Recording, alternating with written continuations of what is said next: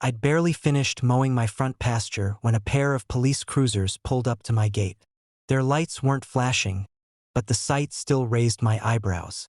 I wiped the sweat from my forehead and walked over, wondering what fresh HOA drama had landed at my doorstep this time. The deputies stepped out, looking uncomfortable. One of them glanced at his clipboard. "Mr. Hayes, we've been asked to serve you with a notice of delinquent dues.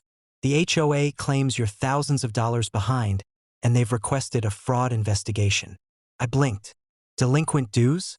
I don't even pay dues to that HOA. My property predates them by decades. Before I could explain further, a white SUV screeched to a halt behind the cruisers. Out stormed Karen, HOA binder in hand, looking like she'd just won the lottery. "There he is," she crowed, pointing a perfectly manicured finger at me. "That's the man.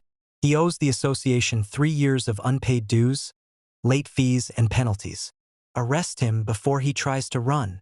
The deputies shifted uneasily. "Ma'am, we're not here to arrest anyone. We're just—" "No excuses," Karen snapped. "He's been freeloading off our community, using our roads, our amenities, our lake. And I have the documents to prove it." She shoved a stack of papers into their hands. I leaned against the fence, utterly calm. "Gentlemen, before you waste more of your afternoon, would you mind letting me see those?" The deputy handed them over. I flipped through the so-called evidence, and within seconds, I realized exactly what Karen had done. The statements weren't mine. The addresses, the account numbers, even the names on half the pages, every single one belonged to her. I let out a low whistle. "Karen, you may want to double-check your paperwork." She folded her arms. "Nice try. I know a scammer when I see one." I held up one of the pages. "This delinquent account? It's registered to 1420 Willow Court. That's your address, isn't it? And this one, under the name K. Thompson? That's you as well. Every single unpaid bill in this stack is yours, not mine." The deputies peered over my shoulder. Their expressions shifted from confusion to disbelief.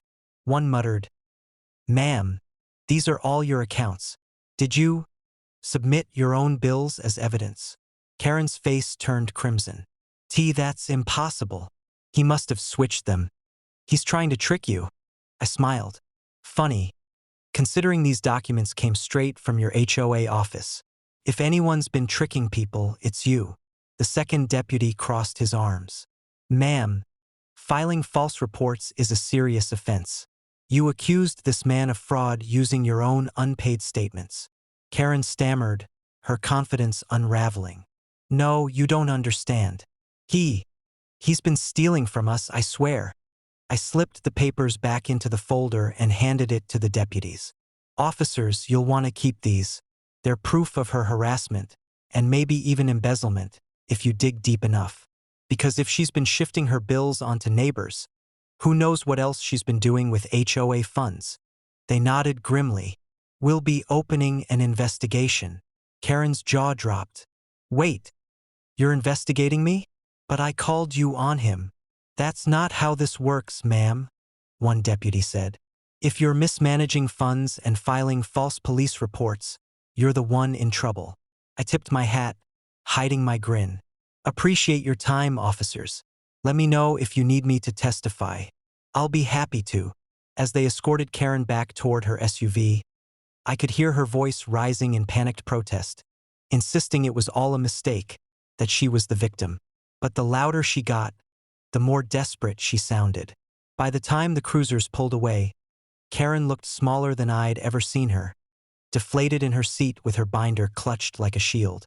Later that week, word spread through the neighborhood. Karen had been suspended from her HOA board position pending investigation. The unpaid bills, tens of thousands in dues and fines, were hers alone. And as for me, I went back to mowing, back to tending the ranch, back to enjoying the peace she'd tried so hard to ruin. Karen thought she could frame me with her debts, but the truth caught up to her faster than she could flip a page in that binder. Turns out, every unpaid bill she waved in my face belonged only to her, and this time, there was no one else left to blame.